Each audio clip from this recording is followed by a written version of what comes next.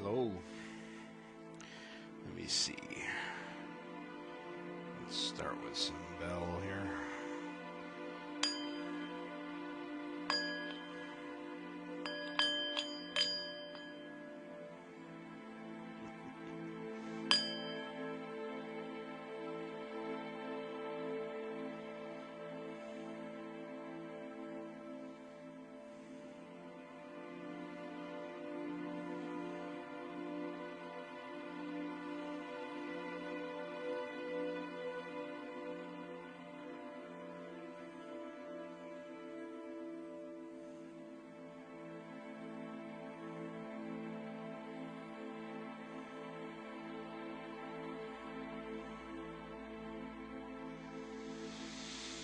Hi.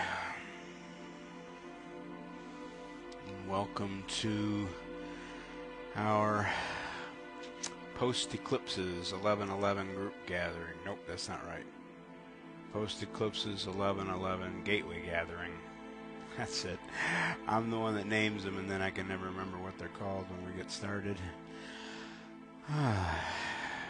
Give a minute or two for people to come on, although many or most will be watching this on the recording, so I'm going to not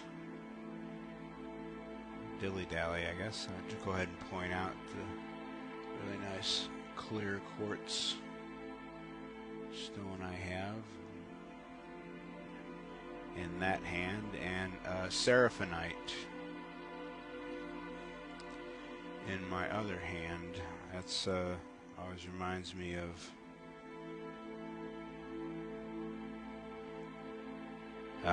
there it is. I knew something was too quiet there. Seraphinite reminds me of the ninth dimensional Archangel Seraphina,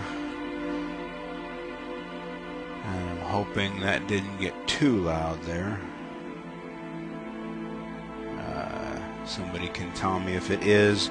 I'm actually trying to get this iPod to go down a little bit in volume. Just a smidge. Okay. As I talk for the first couple minutes, I'll keep an eye out for any sound comments. So, folks asked me if I was going to or why I didn't have a meditation for the eclipse earlier this week, and I guess the answer is built into the question because it was earlier this week. Let me explain. Eclipses always come in pairs, sometimes triplets, but always pairs. 2 moons in a row, a new moon and a full moon, but these two, which also straddled Samhain, which looks like it says Samhain, but it's pronounced Samhain. They straddled that, and the new moon and the full moon. The new moon had a partial solar eclipse, and the full moon had a total lunar eclipse, which a lot of people in my timeline seem to have saw and photographed. And then only 3 days later was 11/11. So I've always liked 11/11. I posted 3 links to 11/11 meditations we've shared over the last few years, and I wrote myself a note to add the link to last year's to the YouTube description of this, because that one's up on YouTube. The other ones are only in our beloved Become What You Believe group on Facebook. So with these 2 potent moons, both with eclipses, straddling Samhain and appearing just before 11/11, it seemed like this would be a good opportunity to take what we received during those moons and eclipses and do what 11/11 does, and that is amplify them. It amplifies them. 11 on its own, with its 2 vertical strokes, forms a conduit. If you look at them, think about a vein or an artery.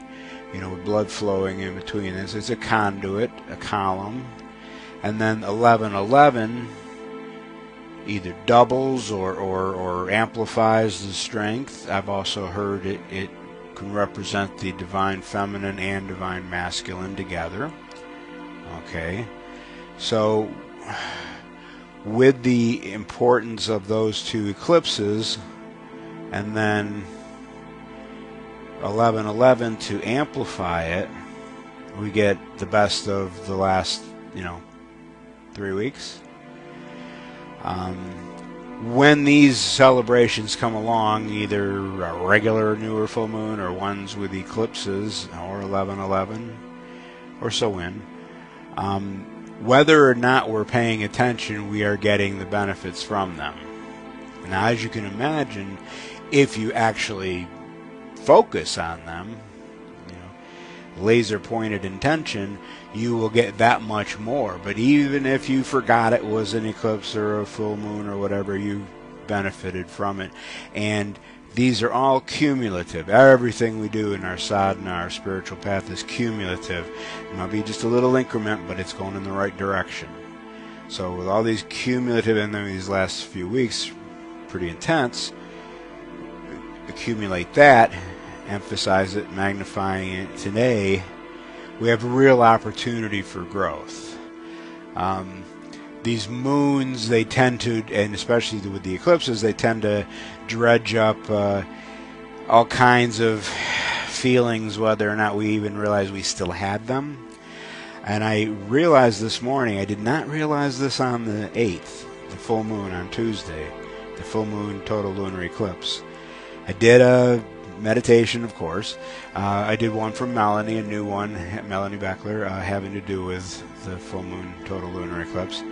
And then a few hours later, I was on the phone. I made a call to, I was a banker, a lender, and I can remember the conversation, but I remembered it in a whole new light as I prepared for today's meditation, because I realized, looking back just 3 days, that all sorts of insecurities and fears and worries about overextending or this or that really came out. Now, I've been working with this lender for far too long, because it's been taking way too long, but it's been several months.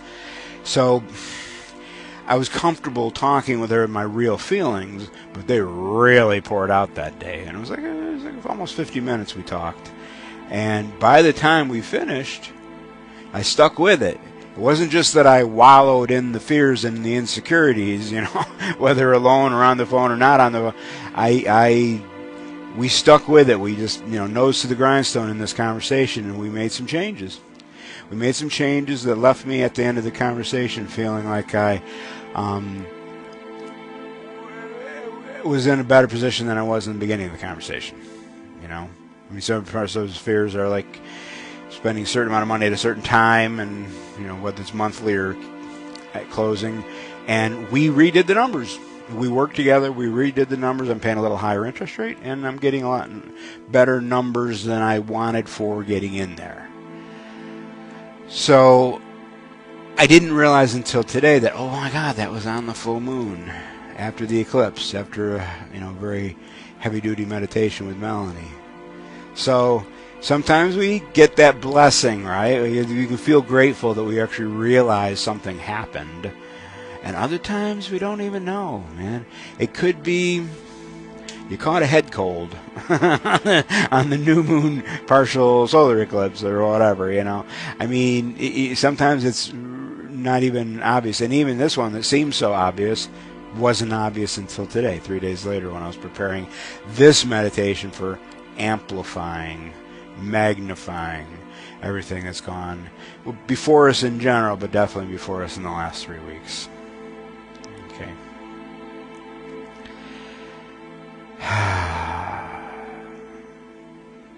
I'm letting myself kind of drift into this music.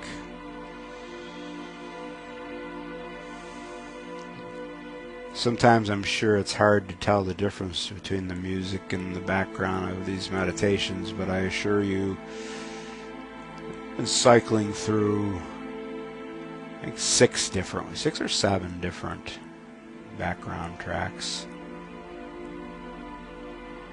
Never two in the same, never two in a row, never the same 2 in a row. But this one feels good to me for today.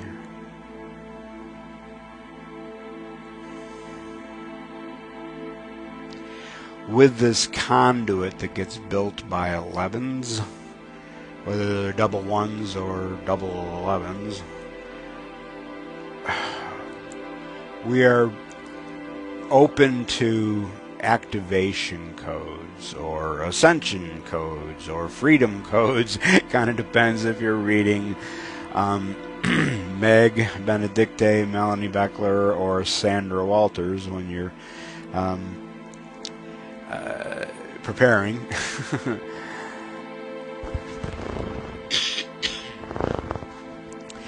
But whatever you're calling them, they are triggering parts of you that already exist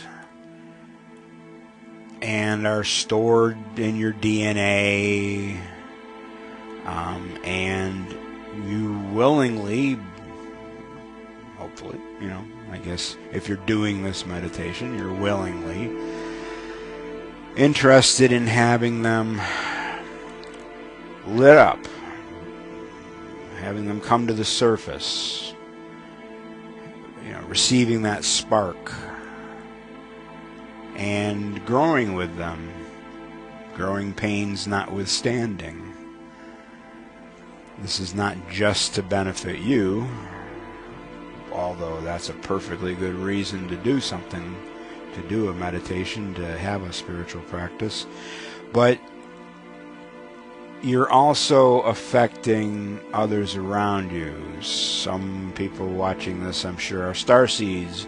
Others would consider themselves forerunners, not born off planet before now, but born enough on this one that they feel like they can do some leading. Way showers.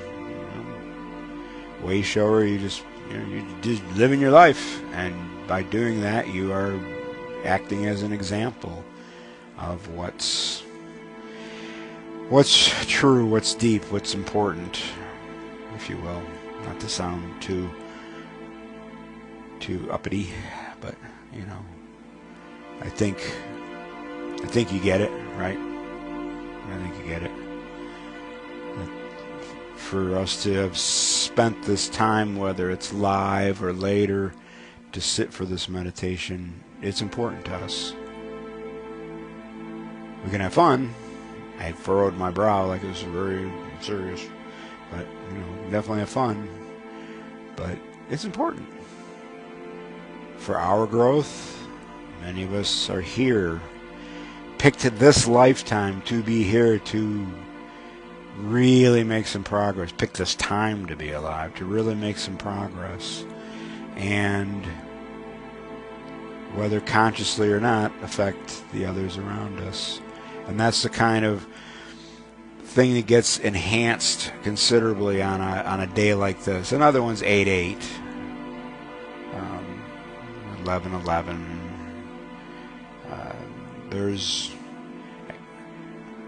I'm guessing I'll probably not do 12/12, but rather we'll wait until the winter, the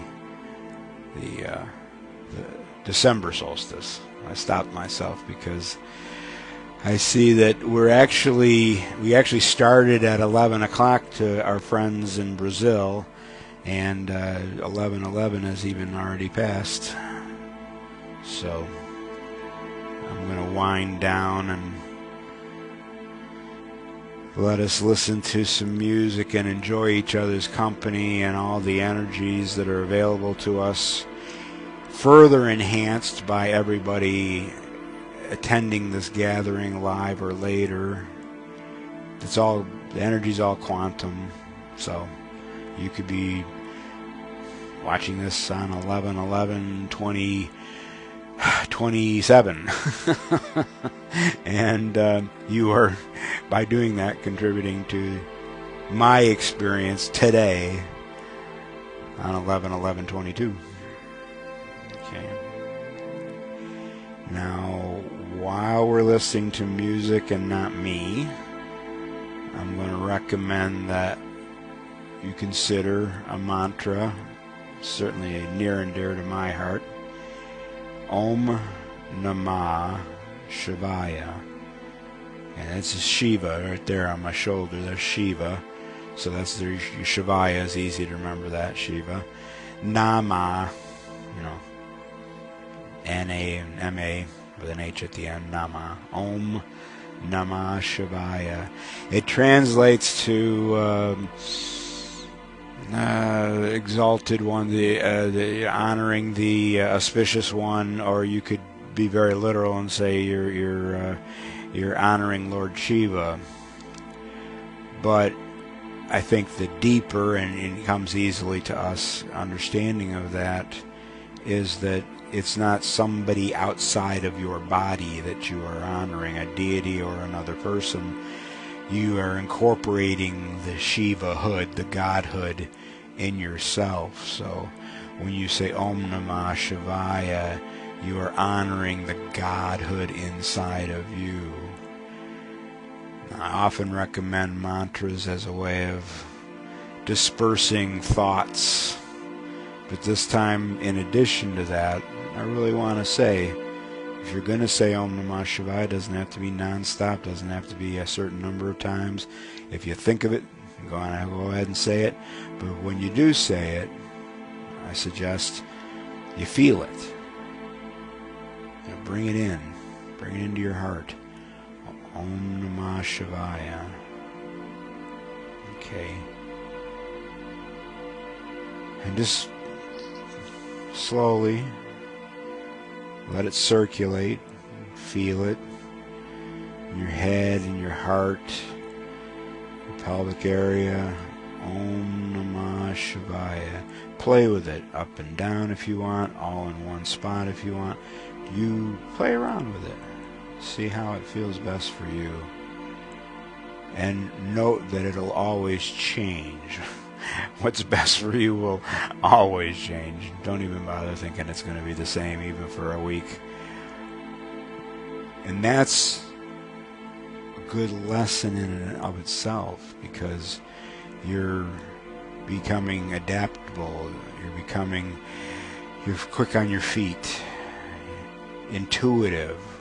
What's working with this mantra on this day, on this hour, on this celebration of 11/11? Okay. So, let's sit and enjoy the music for a bit. And I will say the mantra 3 times going in and 3 times coming out. So, make sure your eyes are closed by now, certainly, and a couple of comfortable breaths.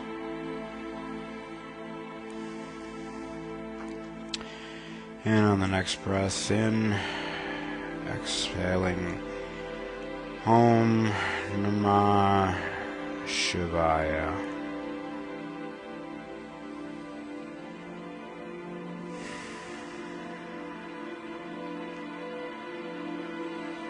Om Namah Shivaya.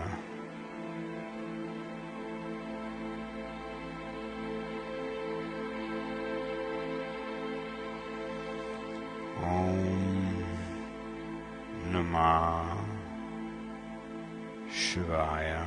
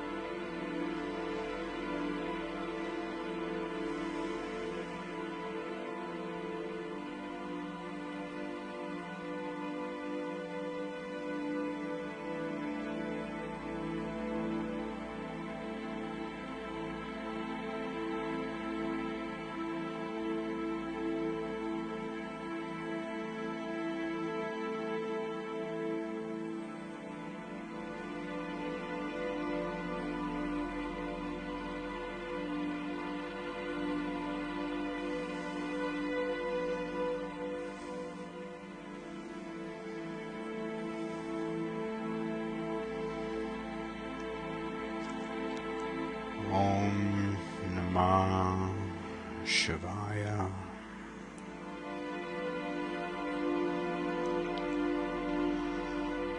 Om Namah Shivaya.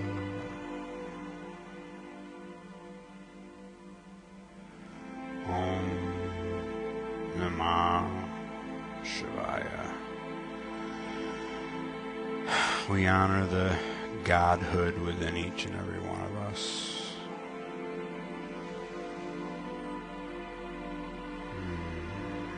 And we use today's energies to magnify what we experienced and learned on the recent new moon partial solar eclipse, So-Win, and the full moon total lunar eclipse.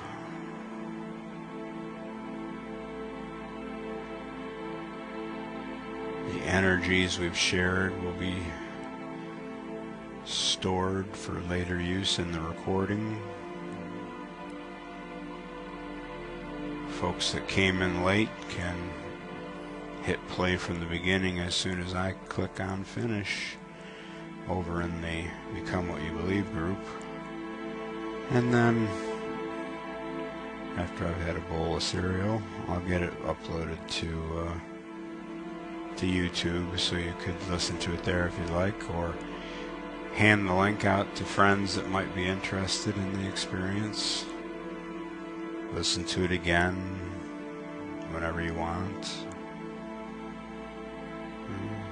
I was listening to some of our old ones. You know, one was 5 years old, the other was 4 years old. I know last year's will be a good one to listen to again. I didn't get to it this week yet, but that was the one where I say Susan Goodman and Archangel Barakiel. She was our guest channeler and brought in Barakiel. It's pretty wild. Okay, so try not to rush out the door if you can help it. Let yourself relax in these energies and start exuding them.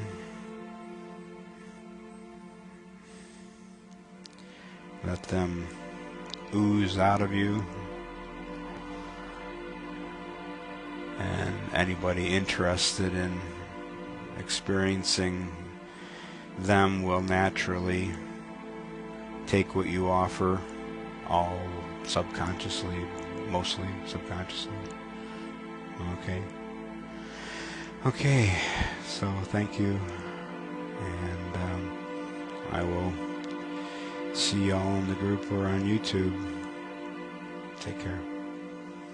With all my love, always. Namaste.